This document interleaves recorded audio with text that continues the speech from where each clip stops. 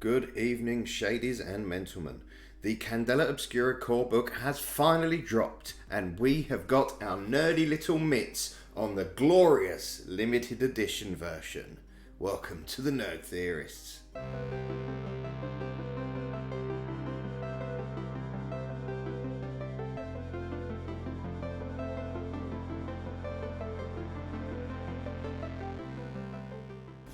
So, to start with the book itself, this is the limited edition version. This is £20 more expensive than the regular version, and the only difference is the cover. The inside of the book is exactly the same, but the cover is glorious. It's this, not genuine leather, I'd like to point out, vegans. It is a fake leather, but it is glorious. It looks exactly like real leather, embossed gold, and really beautifully designed in the Art Deco style of Candela Obscura. The inside is equally as beautiful. It is full of hand-drawn illustrations and little squiggly notes at the bottom talking about different cases and concept art, and it is just a glorious, glorious book. Housed in a glorious cover if you do buy the limited edition, but like I say, the regular edition is exactly the same, you just don't get the pretty cover. Now for the game system. Candela Obscura runs on Darrington Press's Illuminated World system. This is a new system created by a couple of veteran game designers and published by Darrington Press, and as it stands at the minute, Candela is the only game that uses it. It is a fast-paced cinematic game, and the whole point of it is that it allows you to progress the story even if your players are rolling very poorly. It's based fully on a D6 system. Your stats for your character will give you extra dice to roll with rather than extra stats. So basically, a high roll is a pass, a low roll is a fail, and a middle of the road roll is a mixed success, meaning you get what you wanted, but there will be consequences. Now, because of this system, it means that a savvy GM can still progress the storyline even if the rolls are very poor.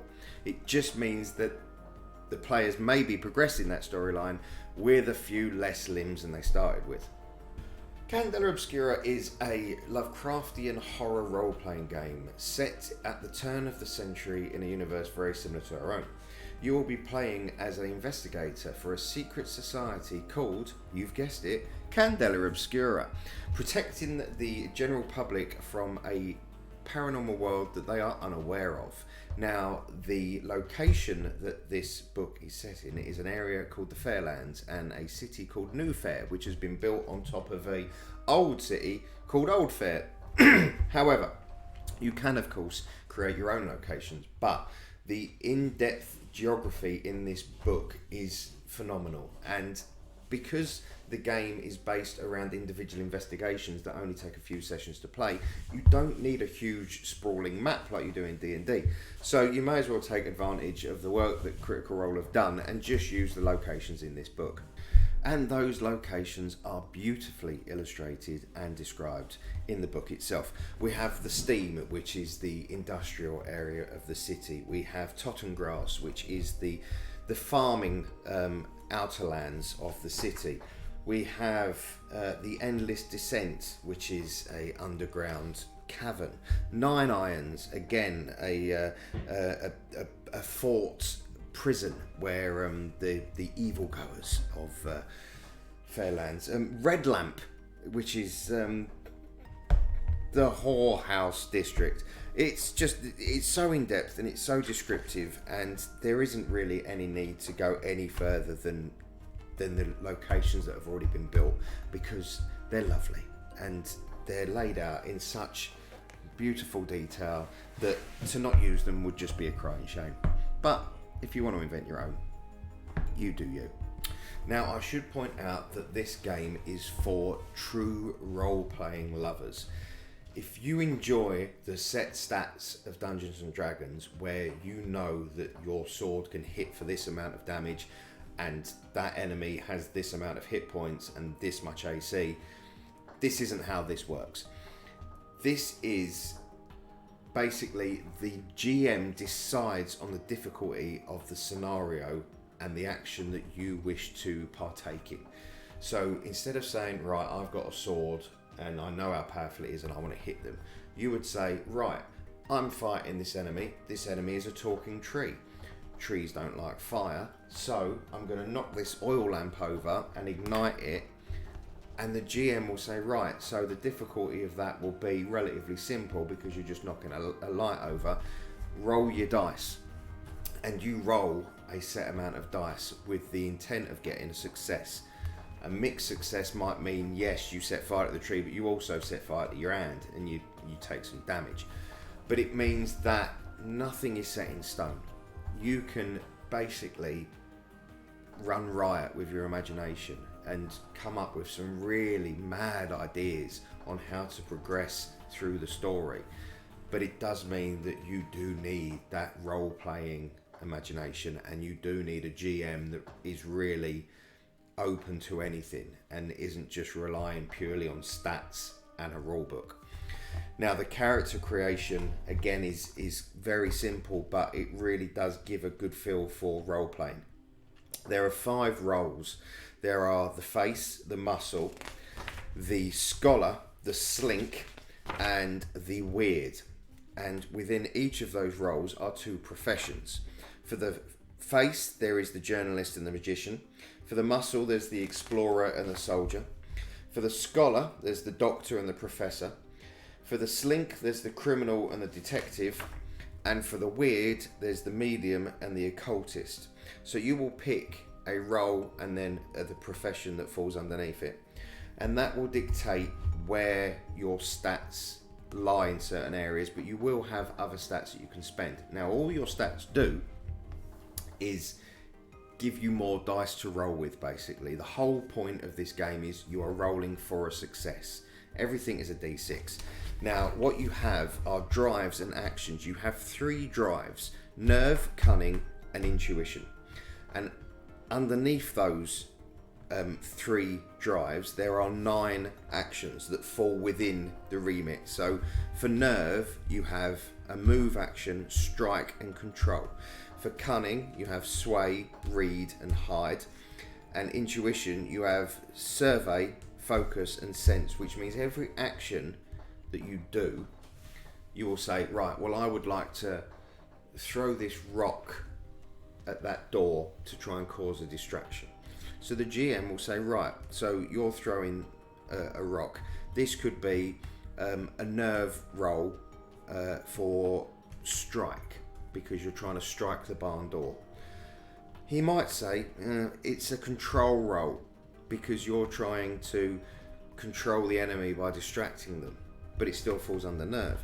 He may say maybe it's a hide or possibly a sway. So the GM decides how it's going to work. In some scenarios, the GM may say, well, you pick. I will let you either do it as a strike or a sway.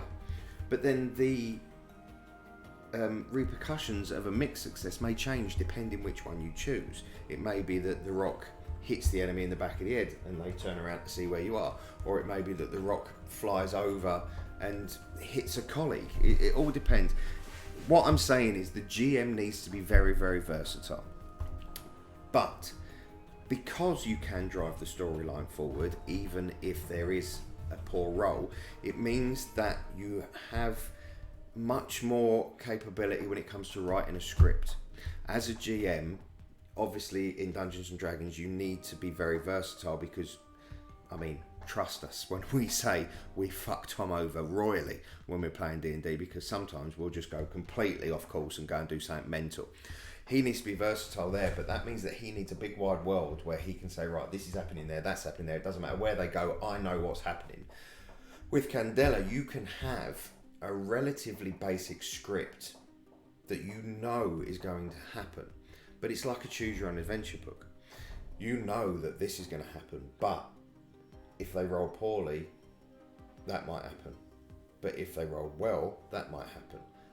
Both paths will go down the same road, but one path might end in someone dies, and trust me, full character death in this is very, very possible, because you have body marks, brain marks, and bleed marks. Now, bleed is magic damage, basically. Mind marks are psychological damage, and body marks are physical damage. You only get 3 marks in each. So if you take 3 body damage and then you take a 4th body damage, you are incapacitated for that scene. Now, when your group reach safety, you will become awake again, but your body damage will reset, but you will take a scar. And what that means is that your character will then have a physical or mental scar that you will need to describe what it is. It may be, he's lost an eye, or he has a nervous tic now, or something like that. But to show how that scar affects you as a person, you must move one of your stats from one area to another. Now, like I said, stats just give you more dice to roll with. So, you might say, right, so he's lost a couple of fingers, so I'm going to take a stat from strike, because he can't hit as hard anymore, but I'm going to put it into focus, because now he has to use his brain more than his physical capabilities. And it's very clever, because it means that your character can really grow, and also have detrimental effects through certain scenarios that they've been through. Now, you can only get a certain amount of scars before you die. You will take a scar in bleed, a scar in brain, and a scar in body. I can't remember how many it is, whether it is just 1 in each, but basically the only way to get rid of those scars is to retire that character for a certain amount of time, and then play as another character. The good thing about this game system is that you play investigations rather than full-blown campaigns. So you're not going off on a massive adventure that takes months and months and months. You are doing an investigation which will only probably take 2 or 3 sessions. Then there will be another investigation. But if you want, you can put that circle on hold. You can say, well, these characters have taken quite a beating in that investigation, and they all want to have a rest. So we'll create new characters from a different circle, and they'll go off and do their one. So you can chop and change. It's a very clever and a very new system, and it's going to take a bit of getting used to. But if you've got the internet, and if you haven't, how the bloody hell are you watching this? Get onto YouTube or Twitch and search Candela Obscura, Critical Role, and watch some of their missions, their investigations, because they are phenomenal. And obviously, being the nerd theorists, we are going to have our own investigation, where Mr. Dunkel Weisman, the leader of the Circle of the Book, the Badge and the Blade, will be leading his brave investigators to solve the mystery of the Midnight Rose. Don't ask me where his accent's from, we don't know. It's a parallel universe. But we will be delving deeper into Candela. We will be delving deeper into a bit of horror fantasy. And yes, buy the book.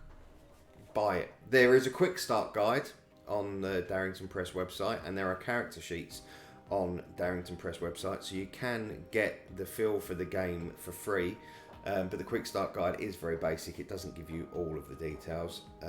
It is well worth getting the core rules. It is a fantastic game system. I also have the very glorious dice, D6 dice, which you get in green and gold, because I forgot to mention that some of your dice, if you have a specific stat, you get a gilded dice, which basically means that you get bonuses. There's a thing called drive, basically, that allows you to fight against any failed rolls, and if you get a good score on your gilded dice, you get a drive back. I'm not going into details about the rules, because I don't think it's fair that I explain all of the rules on a video for you to watch for free, because Critical Role are a phenomenal group of people. So they've created their own system, and they've said, you YouTubers use it as much as you want. So I think they deserve our support, and that is why I've bought the limited edition version. That is why I've bought the dice, and that is why I'm not giving you all the rules for free. Buy the book, buy the dice, buy the pin badge, delve deeper into the world of New Fair, and just love a bit of roleplay. So like I say, there will be investigations. There will be more Candela Obscura content. There will always be more from the Nerd Theorists. My name's Gaz. Don't forget to like and subscribe. This has been a glorious, glorious video to do. It's a lovely book. And that's it. Stay tuned. Stay nerdy.